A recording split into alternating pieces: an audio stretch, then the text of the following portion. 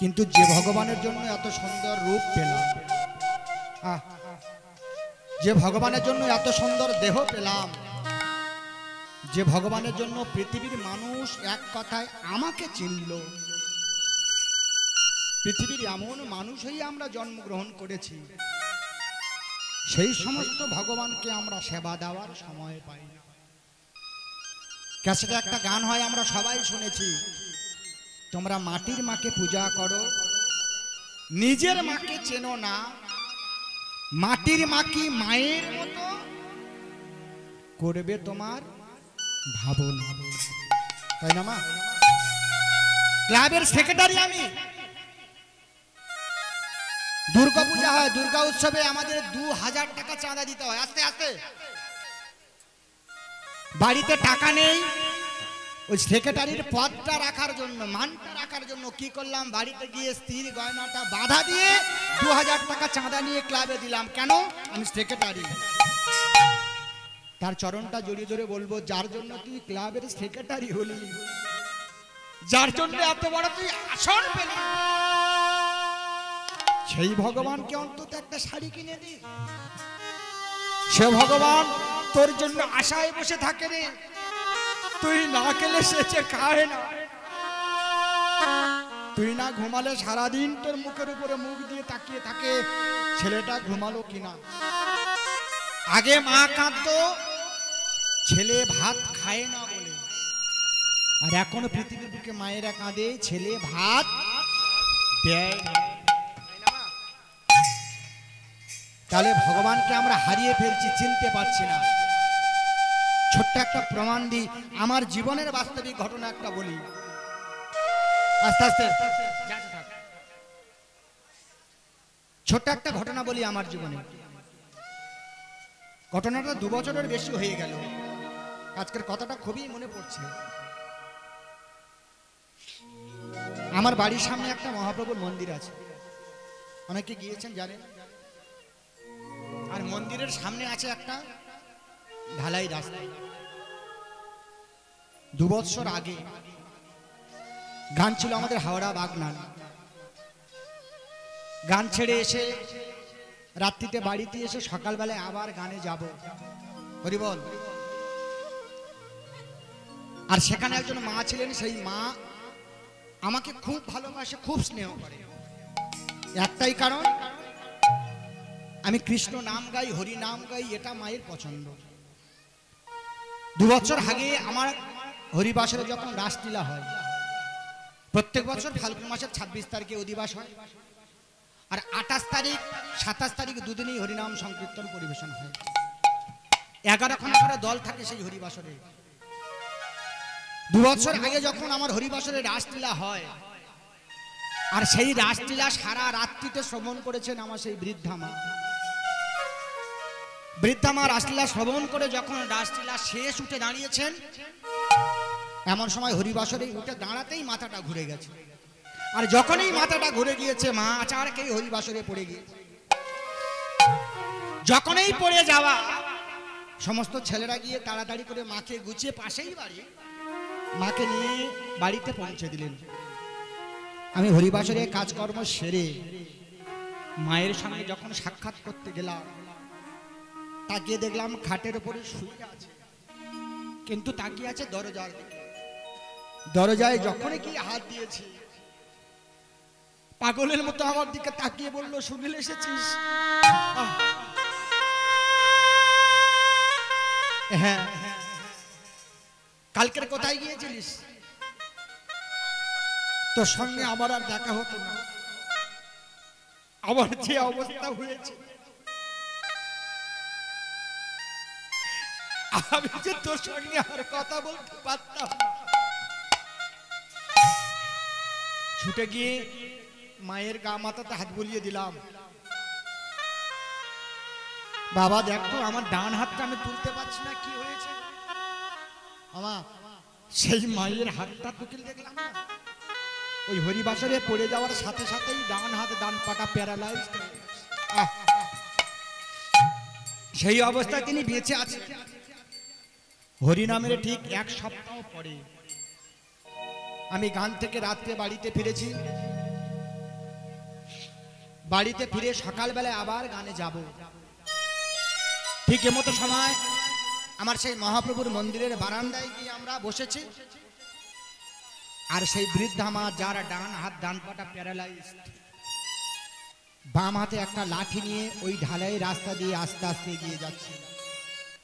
এদিকে মহাপ্রভুর মন্দিরের বারান্দায় আমরা বসা, আর ঠিক 30 থেকে 35 ফুট দূরে মা বসে আছেন, লাঠিটা দিয়ে পাটা ছাড়িয়ে বসে আছে। ওখান থেকে আমাকে প্রশ্ন করছে, জিজ্ঞাসা করছে, সুনীল গানে থেকে কখন এসেছিস? আমি বললাম, মা অনেক রাত্রিতে। আরে কত রাত জাগিস, একটু ঘুমাতে তো পারতিস, এত সকালবেলা কেন উঠে পড়েছিস? আমি বললাম, মা ঘুমালে তো হবে না, আবার গানে যেতে হবে। গান কত দূর তুমি জানবে না। ভালো আছিস তো? যখন মায়ের চোখে চোখ রেখে কথা বলছি না, আজকে প্রাণটা বেরিয়ে যাবে। মায়ের 3টি ছেলে, হঠাৎ আমি তাকিয়ে আছি,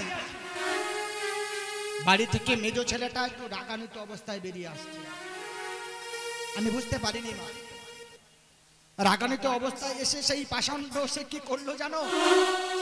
রাস্তায় বসে আছেন যে বৃদ্ধা মা, পাটা ছাড়িয়ে ডান হাত ডান পাটা প্যারালাইজড, পিছন থেকে এসে সেই পাষাণ্ড সেই বৃদ্ধা মায়ের মাথাতে এসে লাথি মারলো।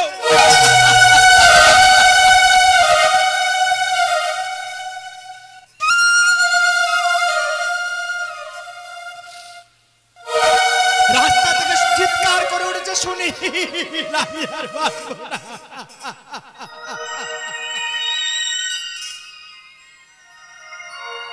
যখন রাস্তার উপর থেকে আছাড় খেয়ে নিচে পড়লো, ছুটে গিয়েই মাকে বুকের মধ্যে জড়িয়ে নিয়েছি। বুকের মধ্যে জড়িয়ে যখন নিয়েছি, বুকের মধ্যে এসে নিস্তব্ধ। 3 মিনিট পরে দীর্ঘ নিঃশ্বাস ছেড়ে বলল, সুনীল আমি আর বাঁচব না, জানিস তো? বুকের মধ্যে চেপে ধরেছি যখন, হাতটা আমার চেপে ধরলো। একটা কথা বলবো? বলো মা। তুই তো সব জায়গায় কীর্তন করে বেড়াস, আর আমি যে মহাপ্রভুর সামনে বসে আছে, আমি তো এই মহাপ্রভুকে দৈনন্দিন সেবা দিতাম, কিন্তু কি এমন কর্ম করেছিলাম যে কর্ম করার জন্য আমার নিজের ছেলের হাতে আমার পদাঘাত খেতে হলো, নিজের ছেলের হাতে আমার অত্যাচারিত হতে হলো। মাকে বুকের মধ্যে জড়িয়ে নিয়ে আমি বললাম, আপনি চুপ করুন। হাতটা চেপে ধরেছে, একটা কথা রাখবি তুই আমার? বলো কি কথা রাখবো? তুই তো আমার ছেলের মতো, তোকে ছেলের থেকে বেশি ভালোবাসি। আজকের আমার নিজের ছেলে যে অত্যাচার করলো আমার উপরে, নিজের ছেলে যে আমাকে পদাঘাত করলো, যার কর্ম সে করেছে, তার জন্য তোর কাছে আমি হাতটা ধরে নিবেদন করি, আমি তোর মা। কথা দে তুই আমার ছেলেটাকে কিছু বলবি না তো? আমি তোর মা, আমার সামনে তুই যদি ওর প্রহার করিস, আমি যে পাগল হয়ে যাবো, আমি থাকতে পারবো না। বলুন তো মা, ভগবান কাকে বলবো? কে ভগবান? কথা দিলাম, হরি বল, কিছুই বলবো না। একটু হাতটা ধরে আমার মন্দিরে নিয়ে যাবি? ধীরে আস্তে আস্তে সেই মাকে নিয়ে হাতটা ধরে মন্দিরে গেলাম। মহাপ্রভুর মন্দিরের দরজাটা খুলে দিয়ে সেই বৃদ্ধা মা আছাড় খেয়ে পড়লো। ভগবানের নয়নে নয়ন দিল, যদি তুমি ভগবান হও আর পৃথিবীর বুকে আমি যদি মা হয়ে থাকি, মা হয়ে একটা জিনিস চাইবে, ভগবান তুমি যদি হও সেই জিনিসটা তুমি আমাকে দেবে। আর আমি যদি ওর পৃথিবীর বুকে 10 মাস 10 দিন মাতৃ যন্ত্রণা সহ্য করে যদি পৃথিবীর বুকে আলো হতে দেখাই, অন্তত আমি পৃথিবীর বুকে সেই মায়ের প্রমাণটা রেখে যাব। মা গিয়ে কি চাইলো জানো? আচার খেয়ে পড়ে ভগবানের চরণ নিবেদন করব, এ সংসারে তো আমি বেশি দিন বাঁচবো না, কারণ বয়স 75 বছরে 80 বছরের কাছাকাছি। আবার ডান হাত ডান পাটা প্যারালাইজ, চিকিৎসাও ভালো হয় না। তাহলে এ সংসারে আমি আর বেশি দিন বাঁচব না।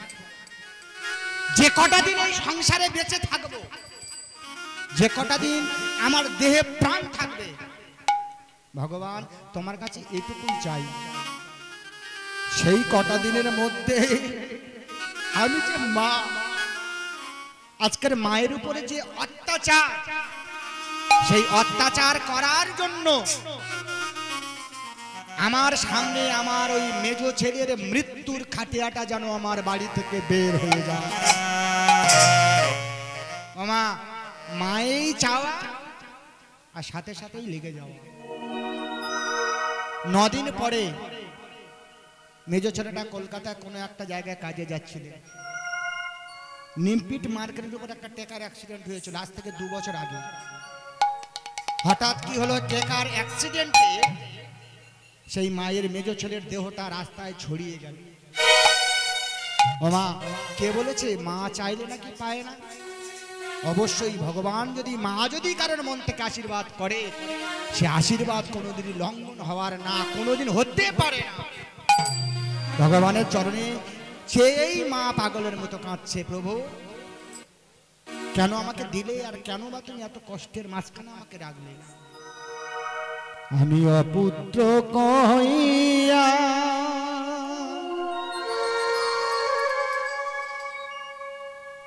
মন্দির লইয়া, আহা ছিলাম বড়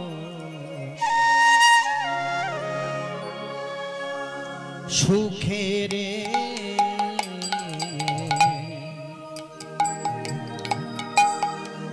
মা গিয়ে কাঁদছেন, পুত্র হইয়া কেন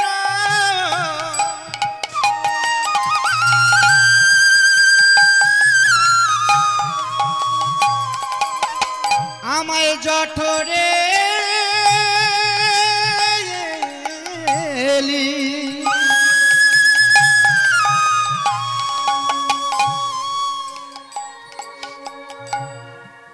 ছেল দিয়া গেলি বুকে, কপাল রে নিতাই গৌর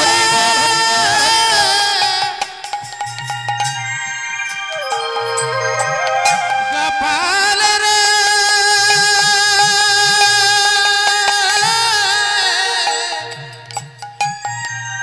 কপাল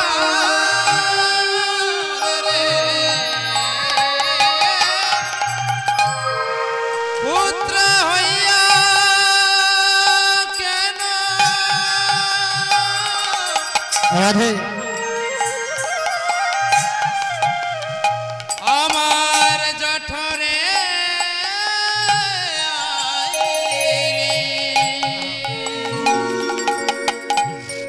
ছেলে দিয়া গেলি চলে, পুত্র হইয়া কেন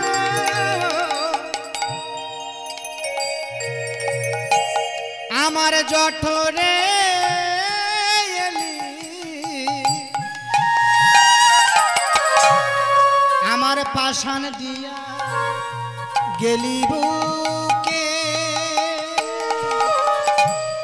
মা গিয়ে ভগবানের কাছে চাইছেন, আমি একা ছিলাম,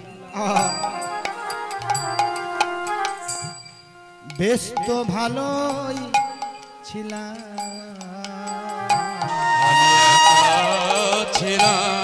রাধে বেশ তো ভালোই ছিলাম, আমি একা ছিলাম, বেশ তো ভালোই ছিলাম, আমি একা ছিলাম, বেশ তো ভালো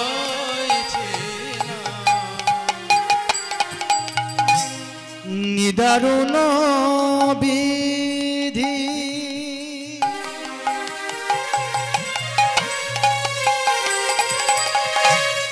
গোপাল রে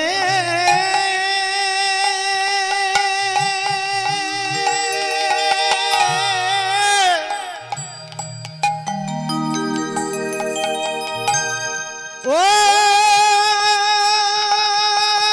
গোপাল রে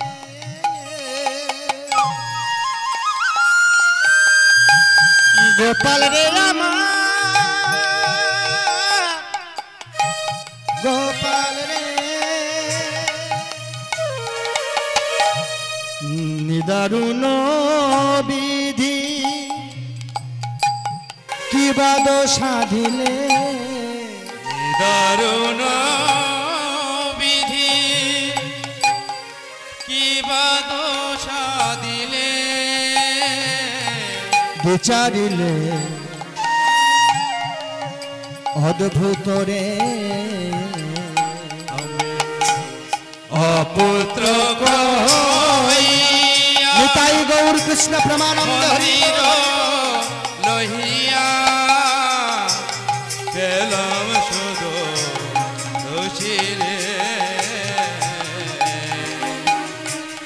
অপুত্র হইয়া মন্দির লহিয়া হলাম শুধু দোষিরে। হরিবল হরিবল মায়েরা। তাহলে কাকে ভগবান মানবো? বৈষ্ণব কবি বললেন তোর ভগবান তোর কাছে আস্তে আস্তে আছে সে সকাল তোর ভগবান তোর কাছে আছে সে যে সকাল সাজে অহংকারে মত্ত হয়ে করছিস অপমান। কেন মন্দিরে খুঁজছিস? কেন খোঁজ না আপন প্রাণ, সেখানেই দাঁড়িয়ে আছে তোর ভগবান। হরিবল হরিবল। তাহলে ভগবান কোথায় থাকে? ভগবান মন্দিরে থাকেন। বৈষ্ণব কবি বলছেন ভগবান মসজিদে থাকেন না। ভগবান থাকেন কোথায়? আধ্যাত্মিক জগতে বললেন ভগবান থাকেন গোলক বৃন্দাবন। গোলক বৃন্দাবনটা কোথায় এটা বুঝে নেন মায়ের। হরিবল। দেহের মধ্যে 8টা চক্র আছে। 8টা চক্র কি? সবার উপরে আছেন মস্তকদ্বয় হলো সহস্রদল পদ্ম। সবার উপরে আছেন মস্তকদ্বয় সহস্রদল পদ্ম। ভ্রুদয়ে আছেন আগ্রা চক্র দ্বিদল পদ্ম। কণ্ঠে আছে বিশুদ্ধক্ষ পদ্ম, অনাহত পদ্ম, ষড়দল পদ্ম, অষ্টম দল পদ্ম আর মণিপুর চক্র। সবার নিম্ন ভাগে আছে মণিপুর চক্র, যার মধ্যে আছে কুলকুণ্ডলী শক্তি। হরিবল। আর গোলক বৃন্দাবনটা কোথায়? মস্তক ধাম। যে পদ্মের 1000টা পাপড়ি তাকে বলা হচ্ছে সহস্র দল। রাধে রাধে। এই গোলক বৃন্দাবন থেকে মায়েরা সৃষ্টির প্রথমে, সৃষ্টির মাহাত্ম্য বলছে সৃষ্টির প্রথমে ভগবান শ্রীহরি এই গোলক বৃন্দাবন থেকে নেমে এলেন পৃথিবীর বুকে। আর পৃথিবীর বুকে নেমেই দেখলেন সমস্ত পৃথিবীটায় জলময়, কুয়াশাচ্ছন্ন, তৃণবর্জিত।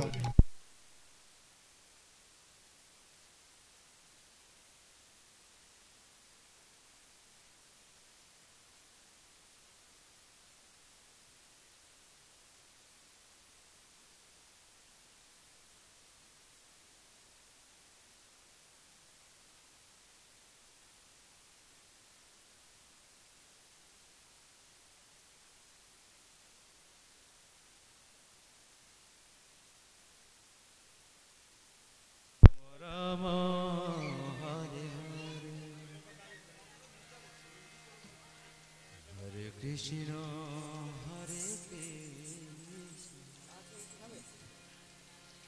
রাধে রাধে। একটু উলুধ্বনি সবাই মিলে প্রেম সে নিতাই গৌর কৃষ্ণ প্রেমানন্দ হরি বল হরি বল হরি বল হরি বল।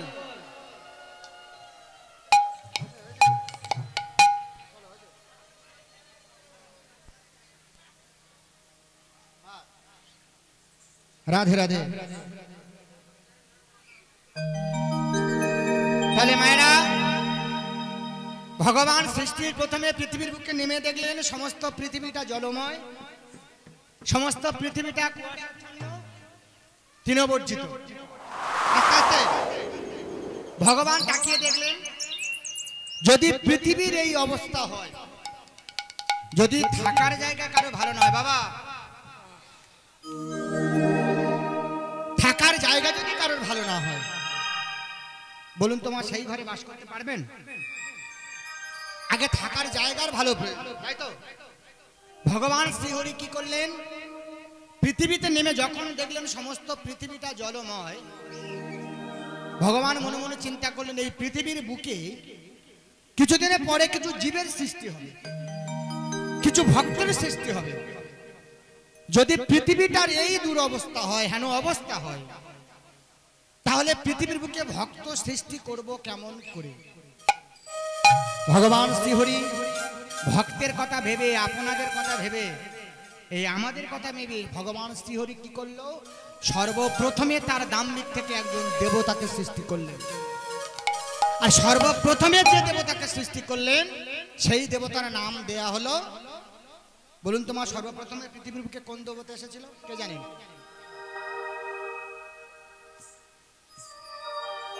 কে এসেছিল? বলে মাথা খারাপ, টিভিতে কি সিরিয়াল হচ্ছে বল বাবা, তারপরে কার লাইন সব বলে দেবো, কি এই সব মনে থাকে? হ্যাঁ হরি বল। সর্বপ্রথমে এসেছিল, কয়েকটা দেবতার জন্মের কাহিনী বলবো, একটু উলুধ্বনি জয়ধ্বনি করবেন, জন্মগ্রহণ করলাম। হরি বল। সর্বপ্রথমে ভগবান শ্রীহরি যে দেবতাকে সৃষ্টি করেছিলেন আপনাদের জন্য, ভক্তের জন্য, পৃথিবীর জন্য, তার দাম্ভিক থেকে সেই দেবতার নাম দেয়া হলো শঙ্খ চক্র পদ্মধারী শ্রী শ্রী, কি নাম? উমা, শাঁখ, গদা, পদ্ম চক্র কার হাতে থাকে? হ্যাঁ, শঙ্খ চক্র পদ্মধারী শ্রী শ্রী নারায়ণ। সবাই মিলে উলুধ্বনি জয়ধ্বনি, জয় নারায়ণ জয় নারায়ণ জয় নারায়ণ জয় হে, জয় নারায়ণ জয় নারায়ণ জয় নারায়ণ জয় হে, জয় নারায়ণ জয় নারায়ণ জয় নারায়ণ জয় হে, জয় নারায়ণ জয় নারায়ণ জয় নারায়ণ জয় হে।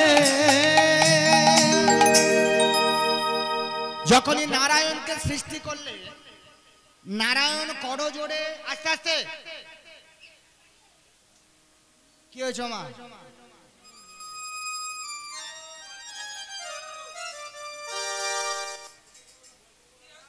সামনে বসে এত কথা বললে হয়? কথা বলুন, আমার মা বলছে কথা বলুন। আপনি চেপে আসুন মা, এদিকে একটু চেপে আসুন, এদিকে চেপে আসুন, এখানে এটা ভালো জায়গা। এই তো লক্ষ্মী মায়ের মতো কি সুন্দর বসে আছে। হ্যাঁ, এদিকে তো ছাওয়া আছে, চলে আসুন। বাহ, কারণ এই জিনিসগুলো একটু জেনে নেন। ঘরে গিয়ে বৌমা যদি জিজ্ঞাসা করো মা কি শুনলে, বলে কি গাইলো ছেলেটা, বুঝতে পারলাম, বুঝতে হবে তো। রাধে রাধে। তাহলে সর্বপ্রথমে নারায়ণকে সৃষ্টি করলেন, আর নারায়ণ করো জোরে গিয়ে ভগবান শ্রীহরির চরণে দাঁড়ালেন যে প্রভু এ পৃথিবীকে এ পৃথিবীর বুকে সর্বপ্রথম আমাকে কেন সৃষ্টি করলেন, আমাকে সৃষ্টি করার কারণটা কি? ভগবান শ্রীহরি বলল শোনো, এই পৃথিবীর বুকে সর্বপ্রথম তোমাকে সৃষ্টি করার একটাই কারণ, কারণটা হলো কিছুদিন পরে এই পৃথিবীর বুকে কিছু জীবের সৃষ্টি হবে, কিছুদিন পরে এই পৃথিবীর বুকে কিছু ভক্তের সৃষ্টি হবে। এই পৃথিবীর বুকে যে জীব সৃষ্টি হবে, এই পৃথিবীর বুকে যে ভক্ত সৃষ্টি হবে, সর্বপ্রথম তোমার উপরে আমি এই দায়িত্ব দিলাম, তুমি হবে সেই সমস্ত জীবের পালন কর্তা। নারায়ণের দায়িত্ব দিলেন। তারপর ভগবান শ্রীহরি কি করলো, তার দাম্ভিক থেকে আরেকজন দেবতাকে সৃষ্টি করলেন, যে দেবতার মাথায় জট, পরনে বাগম্বর, গাঁজা খায়, শ্মশানে থাকে, কিনা হ্যাঁ এটা ঠিক বলা যায়, তাই না? ভোলানাথকে সৃষ্টি করলেন, হরি বল। যখনই ভোলানাথকে সৃষ্টি করলেন, ভোলানাথ করজোড়ে গিয়ে ভগবান শ্রী হরির চরণে দাঁড়ালেন যে প্রভু আমার কি প্রয়োজন, আমাকে কেন সৃষ্টি করলেন? বলে শোনো, তোমাকে সৃষ্টি করেছি একটাই কারণ। কি কারণ? কিছুদিন পরে এই পৃথিবীর বুকে কিছু জীবের সৃষ্টি হবে। সৃষ্টির মাহাত্ম্য বলছে সত্যযুগে কিছুদিন পরে ভক্তের সৃষ্টি হবে। যে জীব সৃষ্টি হবে, যে ভক্ত সৃষ্টি হবে, তোমাকে আমি এই দায়িত্ব দিলাম, যে জীব আমার গুণগান করবে, মানে আমার পথে থাকবে, তুমি তাকে আশীর্বাদ করবে। আর যে জীব আমার পথে থাকবে না, মানে আমার লাইনের বাইরে যাবে, তোমাকে দায়িত্ব দিলাম, তুমি হবে সেই জীবের কি সংহার কর্তা, তাই না? ছয়ন উত্থান পাশদ মরা, তার মধ্যে ভীম চড়া, পাগলার 14 পাগলির 8, এই নিয়ে কাল কাট। অষ্টমী নবমী তিথি, দুটো ছেলের জন্মতিথি, এগুলো যদি না পারিস, শেষ বেশ ভগার খালে একটা ডুব দিয়ে জীবনটা অন্তত শুদ্ধি করিস, তাই তো বাবা? হরি বল। তাহলে ভোলানাথের দায়িত্ব দিল, যে আমার লাইনে থাকবে তাকে আশীর্বাদ করবে, যে গুণগান করবে তাকে কৃপা দান করবে, আর যে আমার লাইনে থাকবে না তুমি সংহার করবে। তোমাকে সংহার কর্তা দায়িত্ব দিলাম। বলে প্রভু সব দায়িত্ব পেলাম, পৃথিবীর মানুষ আমাকে চিনবে কি করে? বলে শোনো, তোমাকে এমন একটা দায়িত্ব দিলাম, এমন একটা নাম দিলাম, মানুষ সবাই এক কথা তোমাকে জেনে যাবে। কি নাম? বলে আজকের থেকে তোমার নাম দিলাম আশুতোষ শিব উলুধ্বনি উলুধ্বনি হিতাই গৌর কৃষ্ণ ব্রহ্মানন্দে শঙ্কর ভোলা আশুতোষ শিব শঙ্কর ভোলা আশুতোষ শিব শঙ্কর ভোলা আশুতোষ শিব শঙ্কর ভোলা কণ্ঠে হালা হলো নিতাই গৌর কৃষ্ণ প্রেমানন্দে হরি বল, হরি বল, হরি বল।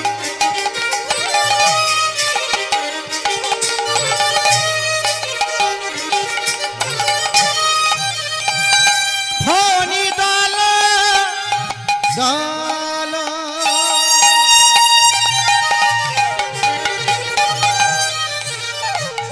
কণ্ঠে হালা হলো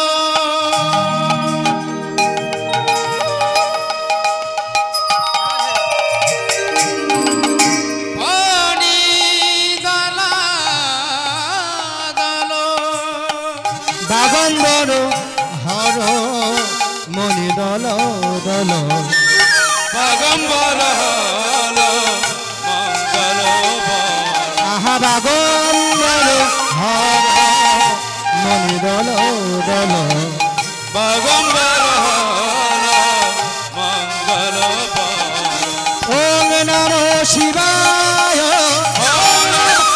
নিতাই গৌর হরি বল, হরি বল। নমো শিবায় ওম নমো শিবায় নমো শিবায় ওম নমো শিবায় নমো শিবায় ওম নমো শিবায়।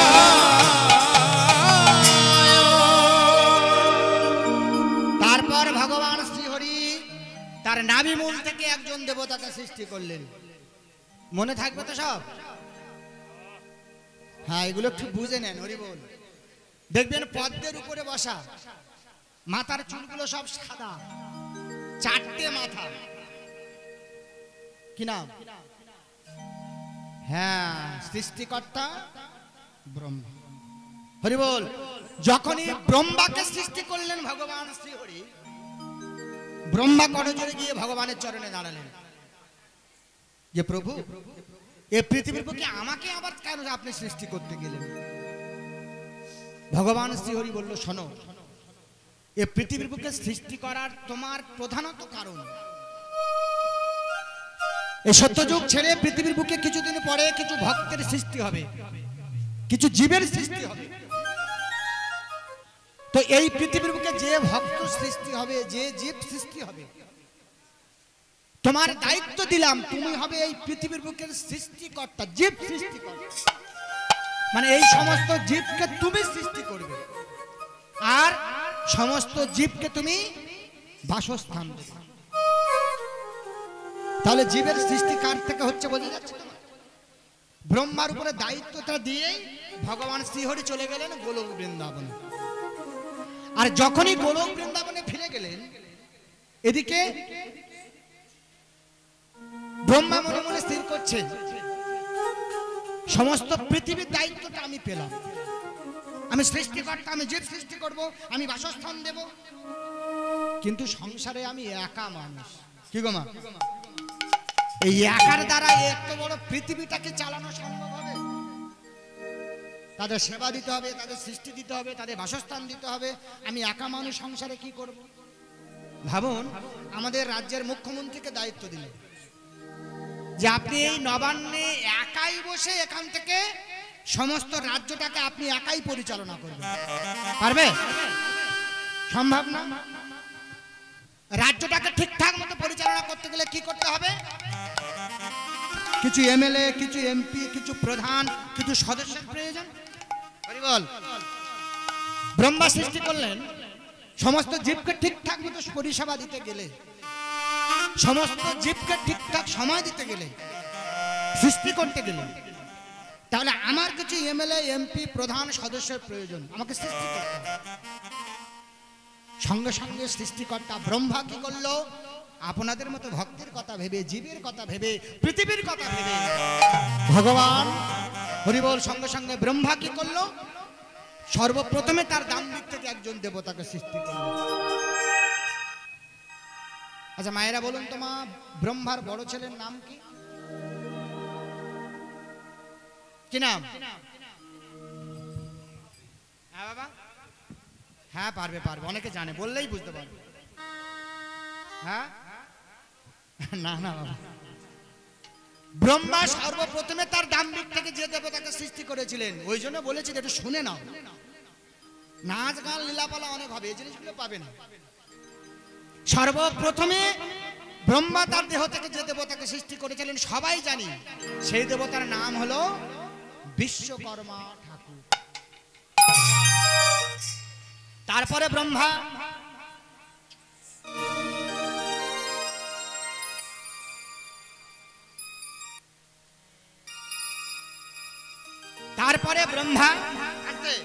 আরো অনেকগুলো দেবতার কথা বলবো, এখানেই শেষ নয়। আরো 4টি সন্তানের জন্ম দিল। 4টি সন্তান কি কি একটু মনে রাখুন: সনক, সুনন্দ, সনত কুমার, সনাতন। তারপরে ব্রহ্মা তার কণ্ঠ থেকে একজন দেবতাকে সৃষ্টি করলেন, যেটা হলো ব্রহ্মার মানস পুত্র, যাকে নিয়ে আজকের লীলা। সেই দেবতার নাম হলো দেবশ্রী। এবার এদিকে ঘটনাটা কি হলো মা? ব্রহ্মলোকে সমস্ত সন্তান সৃষ্টি করলো, বিশ্বকর্মাকে সৃষ্টি করলো, সে হরিনাম বললো, তাই তো? সনক, সুনন্দ, সনত কুমার, সনাতনকে সৃষ্টি করলো, সে হরিনাম বললো। কিন্তু ছোট্ট ছেলেটা যখন জন্মগ্রহণ করেছে, নারদ যখন জন্মগ্রহণ করেছে, যার যেমন ভাব তার তেমন লাভ। হরি বল। সেই ছোট্ট ছেলেটা কি করলো? জন্মগ্রহণ করে সঙ্গে সঙ্গে বাহুটা উত্তোলন করে ছোট্ট বদন দিয়ে ছেলেটা এগিয়ে উঠল। হরে কৃষ্ণ কৃষ্ণ কৃষ্ণ হরে হরে, হরে রাম রাম রাম হরে হরে। সবাই একটু করে করে তালি দিয়ে সবাই মিলে এটাই গৌর কৃষ্ণ প্রেমানন্দ হইব। কৃষ্ণ হরে বাবা হরে রাম রাম রাম হরে হরে, হরে কৃষ্ণ কৃষ্ণ কৃষ্ণ হরে হরে, হরে রাম হরে রাম রাম রাম হরে হরে। উলুধ্বনি নিতাই গৌর হরি বল। হরে কৃষ্ণ কৃষ্ণ কৃষ্ণ হরে হরে হরে রাম রাম রাম হরে হরে। হরে কৃষ্ণ কৃষ্ণ কৃষ্ণ হরে হরে হরে রাম রাম রাম রাম হরে হরে। হরে কৃষ্ণ কৃষ্ণ কৃষ্ণ কৃষ্ণ হরে হরে হরে রাম রাম রাম রাম হরে হরে। হরে কৃষ্ণ কৃষ্ণ কৃষ্ণ হরে হরে হরে রাম রাম রাম রাম হরে হরে। নিতাই গৌর কৃষ্ণ প্রমানন্দ হরে হরি কৃষ্ণ কৃষ্ণ কৃষ্ণ কৃষ্ণ হরে হরে হরে রাম রাম রাম হরে হরে। যখনই ছোট্ট ছেলেটা জন্মগ্রহণ করে ব্রহ্মলোকের মাঝে বদন ভরে কৃষ্ণ নাম গেয়ে উঠল। ব্রহ্মা তাকিয়ে আছেন, একই পৃথিবীর বুকে যে সমস্ত সন্তান সৃষ্টি করলাম কেউ হরিনাম, বিশ্বকর্মা হরিনাম বলল না, সনক সনন্দ সনত কুমার সনাতন হরিনাম বলল না, কিন্তু ছোট্ট ছেলেটা যেভাবে হরিনাম গাইছে, কি গো বাবা, আকাশ বাতাস মুখরিত, সমস্ত দেবতাগণ পুষ্প বৃষ্টি করছেন, ভক্তগণ সবাই তাকিয়ে আছেন যে নারদের বদন থেকে আমরা কৃষ্ণ নাম শুনে আমাদের কিতাব জ্বালা দূরীভূত করব। এমন ভাবে হরিনাম গাইছেন, এমন ভাবে কৃষ্ণ নাম গাইছেন। আস্তে আস্তে কি হলো মা, সেই ছেলেটা ব্রহ্মলোকের মাঝে আস্তে আস্তে 5 বছর বয়স হলো।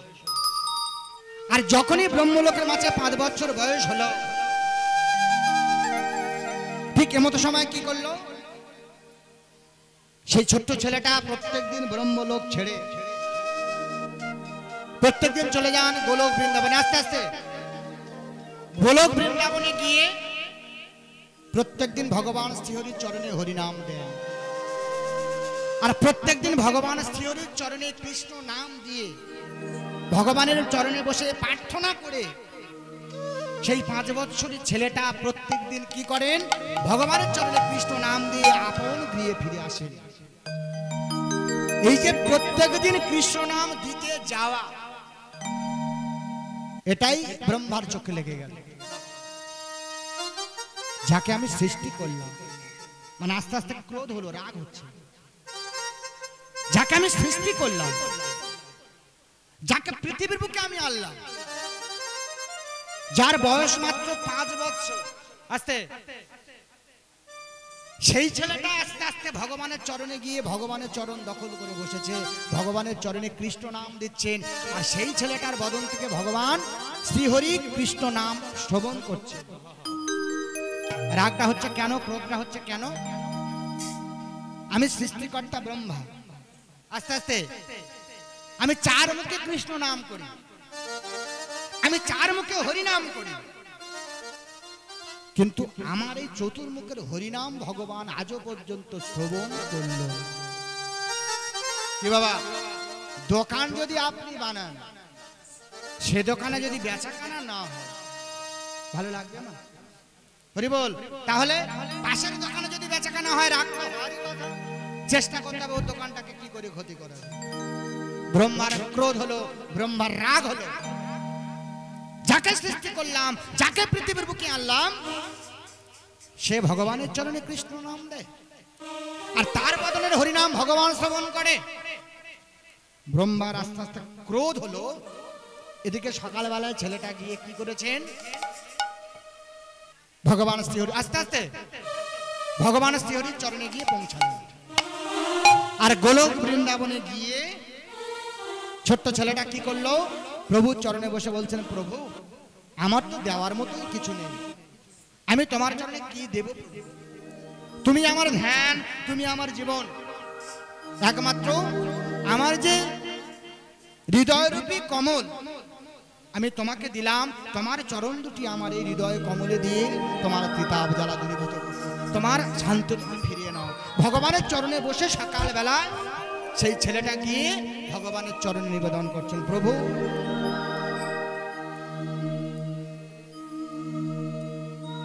ছেলেটা গিয়ে ভগবানের চরণে বসে ভগবানের চরণে নিবেদন করছেন, ও গো পূজার থালা আছে আমার ব্যথার শত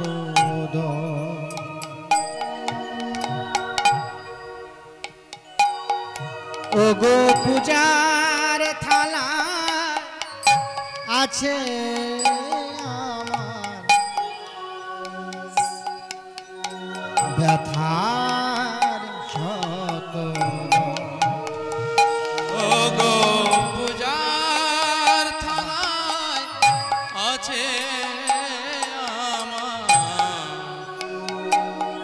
আমার ব্যথার শত।